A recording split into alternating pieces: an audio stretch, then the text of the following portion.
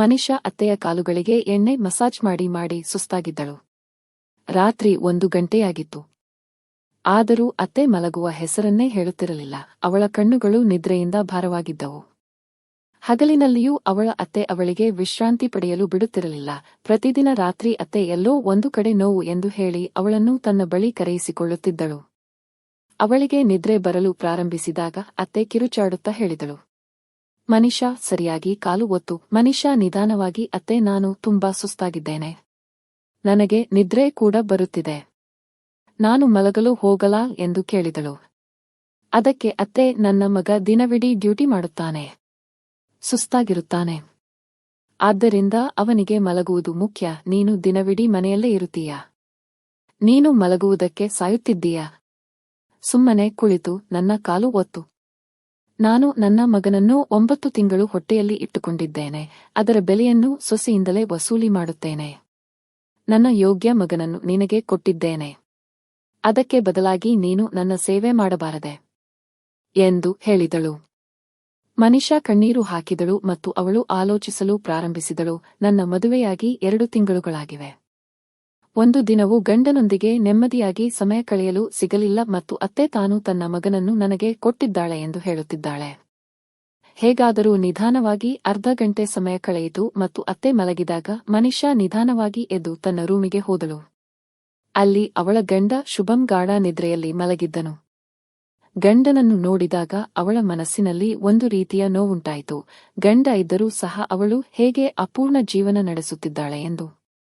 ಅವಳು ಸುಮ್ಮನೆ ಒಂದು ಕಡೆ ಮಲಗಿದಳು.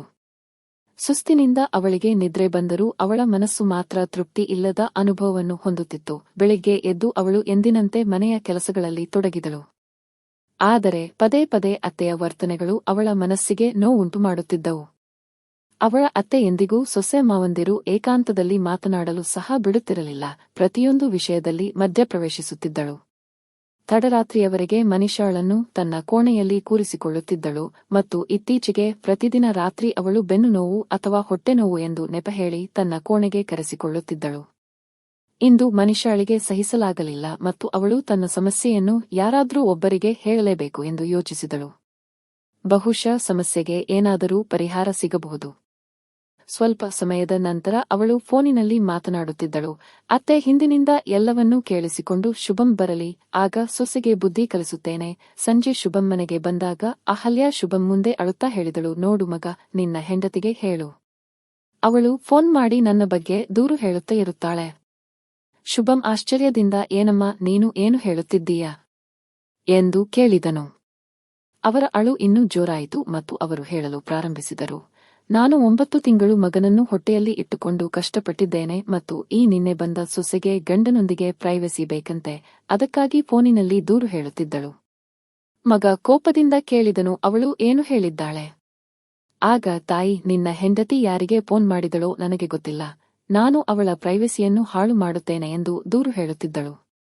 ಬೇಕಂತಲೇ ನಿಮ್ಮಿಬ್ಬರ ಮಧ್ಯೆ ಬರುತ್ತೇನೆ ಅಂತ ಹೇಳುತ್ತಿದ್ದಳು. ಈಗ ನನಗೆ ವಯಸ್ಸಾಗಿದೆ.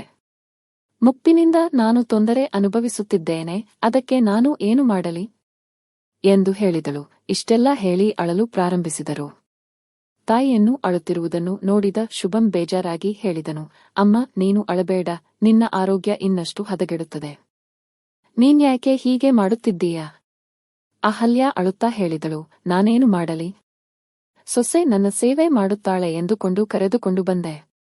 ಆದರೆ ಅವಳಿಗೆ ನನ್ನ ಸೇವೆ ಮಾಡಲು ಕಷ್ಟವಾಗುತ್ತಿದೆ. ಮೇಲಾಗಿ ಅವಳು ಯಾರ್ಯಾರಿಗೋ ನನ್ನ ಬಗ್ಗೆ ದೂರು ಹೇಳುತ್ತಿದ್ದಾಳೆ. ಮನಿಷಾ ಅಪರಾಧಿಯಂತೆ ತಲೆ ತಗ್ಗಿಸಿ ನಿಂತಿದ್ದಳು. ಅವಳು ತನ್ನ ಮನಸ್ಸಿನ ನೋವನ್ನು ಹೇಳಿಕೊಳ್ಳುತ್ತಿದ್ದಳು. ಆದರೆ ಅತ್ತೆ ಗಲಾಟೆ ಮಾಡುತ್ತಿದ್ದರು.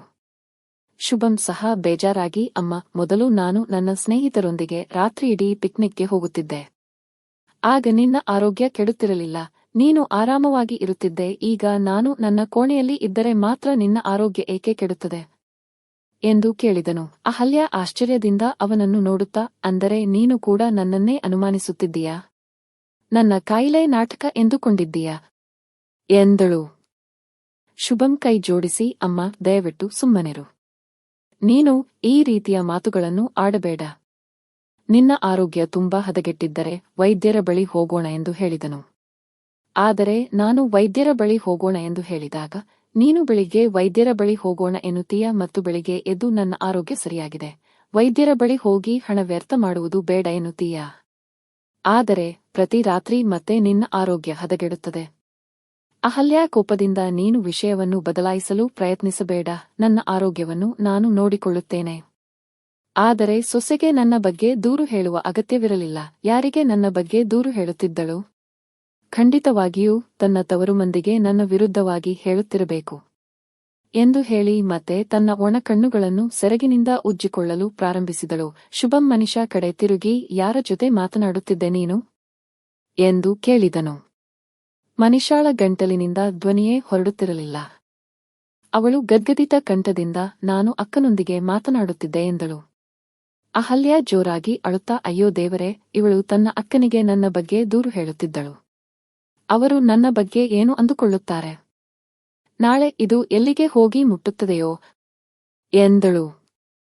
ಮನಿಷಾ ನಿಧಾನವಾಗಿ, ಅತ್ತೆ, ನಾನು ನನ್ನ ಅಕ್ಕನಿಗೆ ಅಲ್ಲ, ನಿಮ್ಮ ದೊಡ್ಡ ಮಗಳ ಜೊತೆ ಮಾತನಾಡುತ್ತಿದ್ದೆ ಎಂದು ಹೇಳಿದಳು. ಇದನ್ನು ಕೇಳಿದ ಅಹಲ್ಯ ಕೋಪದಿಂದ ಅವಳನ್ನು ದಿಟ್ಟಿಸಿ ನೋಡುತ್ತಾ, ಓಹೋ, ನೀನು ನನ್ನ ಮಗಳಿಗೆ ನನ್ನ ಬಗ್ಗೆ ದೂರು ಹೇಳುತ್ತಿದ್ದೀಯಾ? ನನ್ನ ಮಗಳು ನಿನಗೆ ಸಹಾಯ ಮಾಡುತ್ತಾಳೆ ಎಂದುಕೊಂಡಿದ್ದೀಯಾ? ನಾನು ನಿನ್ನಂತಹವರನ್ನು ತುಂಬಾ ನೋಡಿದ್ದೇನೆ. ನನ್ನ ಮಗಳು ನಿನ್ನನ್ನೇ ಸುಳ್ಳು ಅಂತ ಹೇಳುತ್ತಾಳೆ ಎಂದಳು. ಅಷ್ಟರಲ್ಲಿ ಅಹಲ್ಯ ಅವರ ಫೋನ್ ರಿಂಗ್ ಆಯಿತು. ಅವರು ಫೋನ್ ಎತ್ತಿದರು. ಅವರ ಮಗಳು ಸ್ವಾತಿಯ ಕರೆಯಾಗಿತ್ತು. ಸ್ವಾತಿ, ಅಮ್ಮ, ಮನೆಯಲ್ಲಿ ಏನು ಗಲಾಟೆ ನಡೆಯುತ್ತಿದೆ? ನಿನ್ನ ಆರೋಗ್ಯ ತುಂಬಾ ಹದಗೆಟ್ಟರೆ ನೀನು ಚೆನ್ನೈಗೆ ನನ್ನ ಬಳಿ ಬಾ, ಇಲ್ಲಿ ದೊಡ್ಡ ಆಸ್ಪತ್ರೆಯಲ್ಲಿ ತೋರಿಸುತ್ತೇನೆ. ಈ ರೀತಿ ಅಣ್ಣ ಅತ್ತಿಗೆಗೆ ತೊಂದರೆ ಕೊಡುವುದು ಸರಿಯಲ್ಲ ಅಮ್ಮ ಎಂದು ಹೇಳಿದಳು. ಇದನ್ನು ಕೇಳಿದ ಅಹಲ್ಯ ಕೋಪದಿಂದ, ಈಗ ನೀನು ಶುರು ಮಾಡಿದೀಯಾ? ಇಲ್ಲಿ ಸೊಸೆ ಸಾಲದಾಯ್ತು ನನಗೆ ತೊಂದರೆ ಕೊಡಲು. ಮಗ ಕೂಡ ನನ್ನನ್ನೇ ಅನುಮಾನಿಸುತ್ತಿದ್ದಾನೆ ಮತ್ತು ನನ್ನ ಮಗಳು ಕೂಡ ನನ್ನ ಮೇಲೆ ಆರೋಪ ಮಾಡುತ್ತಿದ್ದಾಳೆ. ನಾನೇನು ತಪ್ಪು ಮಾಡಿದೆ? ಈಗ ವಯಸ್ಸಾದ ಮೇಲೆ ಆರೋಗ್ಯ ಕೆಟ್ಟರೆ ನಾನೇನು ಮಾಡಲಿ? ಸ್ವಾತಿ ಕೋಪದಿಂದ, ಅಮ್ಮ, ನಿನ್ನ ನಾಟಕ ನನಗೆ ಚೆನ್ನಾಗಿ ತಿಳಿದಿವೆ. ಚಿಕ್ಕಮ್ಮ ತನ್ನ ಮಗನ ಮದುವೆ ಮಾಡಿದಾಗ ನೀನು ಅವರಿಗೆ ಮಗ ಸೊಸೆಗೆ ಹೇಗೆ ನಿಯಂತ್ರಣದಲ್ಲಿ ಇಟ್ಟುಕೊಳ್ಳಬೇಕು ಎಂದು ಸಲಹೆ ಕೊಡುತ್ತಿದ್ದೆ ಮತ್ತು ಅದಕ್ಕಾಗಿ ರಾತ್ರಿ ಕಾಯಿಲೆ ನಾಟಕ ಆಡುವುದು ಹೇಗೆ ಎಂದು ಹೇಳಿಕೊಡುತ್ತಿದ್ದೆ. ಚಿಕ್ಕಮ್ಮ ಬುದ್ಧಿವಂತರು, ಅವರು ನಿನಗೆ ಗದರಿದರು. ಆದರೆ ಈಗ ನೀನು ಇದೆಲ್ಲವನ್ನು ನಿನ್ನ ಮನೆಯಲ್ಲಿ ಮಾಡಲು ಪ್ರಾರಂಭಿಸಿದ್ದೀಯಾ? ನಾನು ನಿನ್ನ ಮಗಳು, ನಿನ್ನ ಬಗ್ಗೆ ನನ್ನ ಜವಾಬ್ದಾರಿಗಳನ್ನು ನಾನು ನಿಭಾಯಿಸುತ್ತೇನೆ. ನಾನು ಶುಭಂಗೆ ಹೇಳುತ್ತೇನೆ, ಅವನು ನಿನ್ನನ್ನು ಚೆನ್ನೈಗೆ ತಲುಪಿಸುತ್ತಾನೆ. ಮುಂದಿನ ನಿನ್ನ ಆರೈಕೆಯನ್ನು ನಾನು ನೋಡಿಕೊಳ್ಳುತ್ತೇನೆ. ಅಣ್ಣ ಮತ್ತು ಅತ್ತಿಗೆಗೆ ಸ್ವಲ್ಪ ಸಮಯ ಒಟ್ಟಿಗೆ ಕಳೆಯಲು ಬಿಡು. ನೀನು ಇಲ್ಲಿಗೆ ಬಾ, ನಾನು ನಿನಗೆ ರಕ್ತ ಪರೀಕ್ಷೆ ಮಾಡಿಸುತ್ತೇನೆ. ನಂತರ ನಿನ್ನನ್ನು ಆಸ್ಪತ್ರೆಗೆ ಸೇರಿಸುವ ಅವಶ್ಯಕತೆ ಇದ್ದರೆ ಅದನ್ನು ಕೂಡ ಮಾಡುತ್ತೇನೆ. ಆದರೆ ಇನ್ನು ಮುಂದೆ ನಿನ್ನ ಕಾಯಿಲೆಯಿಂದ ಯಾರಿಗೂ ತೊಂದರೆಯಾಗಲು ಬಿಡುವುದಿಲ್ಲ. ನಾವು ನಿನ್ನನ್ನು ಆಸ್ಪತ್ರೆಗೆ ಕರೆದುಕೊಂಡು ಹೋಗುತ್ತೇವೆಂದು ಹೇಳುವುದು ತಪ್ಪು ಮಾತೇನಲ್ಲ. ನೀನು ಹೀಗೆ ಕಾಯಿಲೆಯಲ್ಲಿ ನರಳುತ್ತಾ ಇರುತ್ತೀಯಾ? ಮಗಳ ಮಾತನ್ನು ಕೇಳಿ ಅಹಲ್ಯ ಮೌನವಾದರು. ಏಕೆಂದರೆ ಮಗಳ ಪ್ರತಿಯೊಂದು ಮಾತಿನಲ್ಲಿಯೂ ಸತ್ಯವಿತ್ತು. ಇತ್ತ ಫೋನ್ ಸ್ಪೀಕರ್ನಲ್ಲಿತ್ತು. ಮನಿಷಾ ಮತ್ತು ಶುಭಂ ಎಲ್ಲವನ್ನೂ ಆಶ್ಚರ್ಯದಿಂದ ಕೇಳಿಸಿಕೊಳ್ಳುತ್ತಿದ್ದರು. ಇಂದು ಶುಭಂಗೆ ತಾಯಿ ಪ್ರತಿದಿನ ಕಾಯಿಲೆಯ ನಾಟಕವಾಡುತ್ತಾರೆ ಎಂದು ಖಚಿತವಾಯಿತು. ಅಹಲ್ಯ ಈಗ ನಾಚಿಕೆಯಿಂದ ಮಗ ಸೊಸೆಗೆ ನೋಡುತ್ತಿದ್ದರು. ಅವರು ಸುಮ್ಮನೆ ಫೋನ್ ಕಟ್ ಮಾಡಿ ತಮ್ಮ ಕೋಣೆಗೆ ಹೋದರು. ಈಗ ಅವರು ತಮ್ಮ ಮನೆಯನ್ನು ಬಿಟ್ಟು ಚೆನ್ನೈಗೆ ಹೋಗಲು ಬಯಸುತ್ತಿರಲಿಲ್ಲ. ಅಲ್ಲಿ ಫ್ಲ್ಯಾಟ್ನಲ್ಲಿ ಅವರಿಗೆ ಉಸಿರುಗಟ್ಟಿದಂತಾಗುತ್ತಿತ್ತು ಮತ್ತು ಮಗಳು ಹಾಗೂ ಅಳಿಯನ ಮುಂದೆ ಅವರು ಹೆಚ್ಚು ಮುಕ್ತವಾಗಿ ಇರಲು ಸಾಧ್ಯವಾಗುತ್ತಿರಲಿಲ್ಲ ಮತ್ತು ಮಗಳು ಸ್ಪಷ್ಟವಾಗಿ ಹೇಳಿದ್ದಳು, ಅವರು ಇನ್ನಷ್ಟು ಗಲಾಟೆ ಮಾಡಿದರೆ ಅವಳು ಅವರನ್ನು ತನ್ನ ಬಳಿ ಕರೆಸಿಕೊಳ್ಳುತ್ತಾಳೆಂದು. ಆದ್ದರಿಂದ ಅವರು ಈಗ ಸುಮ್ಮನಿರುವುದೇ ಸೂಕ್ತವೆಂದು ಭಾವಿಸಿದರು. ಆ ರಾತ್ರಿ ಅವರ ಹೊಟ್ಟೆನೋವು ಇಲ್ಲ, ಬೆನ್ನುನೋವು ಇಲ್ಲ. ಇತ್ತ ಕೋಣೆಯಲ್ಲಿ ಮನಿಷಾ ಮತ್ತೆ ಇಂದು ನಾಟಕ ಶುರುವಾಗುತ್ತದೆ ಎಂದು ಭಯಪಡುತ್ತಿದ್ದಳು. ಆದರೆ ರಾತ್ರಿ 12 ಗಂಟೆಯಾದರೂ ಅತ್ತೆಯ ಕಿರುಚಾಟದ ಸದ್ದು ಕೇಳಿಸಲಿಲ್ಲ. ಆಗ ಅವಳು ನಿಟ್ಟುಸಿರು ಬಿಟ್ಟಳು. ಶುಭಂಗೂ ಇಂದು ಸ್ವಲ್ಪ ಹಗುರವಾದಂತೆ ಅನಿಸುತ್ತಿತ್ತು. ಇಲ್ಲದಿದ್ದರೆ ಒಂದು ಕಡೆ ತಾಯಿಯ ಚಿಂತೆ, ಇನ್ನೊಂದು ಕಡೆ ಮನಿಷಾ ಜೊತೆ ಸಮಯ ಕಳೆಯಲು ಸಾಧ್ಯವಾಗುತ್ತಿರಲಿಲ್ಲ. ಅದಕ್ಕಾಗಿ ಅವನಿಗೆ ಬೇಸರವಾಗುತ್ತಿತ್ತು. ಆದರೆ ಇಂದು ಅವನ ಅಕ್ಕನ ಮಾತುಗಳು ಅವನ ದೊಡ್ಡ ಸಮಸ್ಯೆಯನ್ನು ಪರಿಹರಿಸಿದವು. ಅವನ ಅಕ್ಕ ಬುದ್ಧಿವಂತಳು ಮತ್ತು ಅವಳು ತನ್ನ ತಾಯಿಗೆ ಸತ್ಯದ ಕನ್ನಡಿ ತೋರಿಸಿ ಶಾಂತಗೊಳಿಸಿದಳು. ಆದರೆ ಅನೇಕ ಮನೆಗಳಲ್ಲಿ ಇಂತಹ ಮಾತುಗಳನ್ನು ಬೆಂಬಲಿಸುವ ಜನರು ಇರುತ್ತಾರೆ. ಸ್ನೇಹಿತರೆ, ಮನೆಯವರು ಮಕ್ಕಳ ಪ್ರೈವಸಿ ಬಗ್ಗೆ ಯೋಚಿಸದಿದ್ದರೆ, ನಾಳೆ ಮಕ್ಕಳು ಬೇರೆಯಾಗುವ ಆಲೋಚನೆ ಬಂದರೆ ಅವರು ಅವರ ಮೇಲೆಯೇ ಆರೋಪಿಸುತ್ತಾರೆ. ಅವರು ಮನೆ ಒಡೆದರು ಎಂದು ಹೇಳುತ್ತಾರೆ.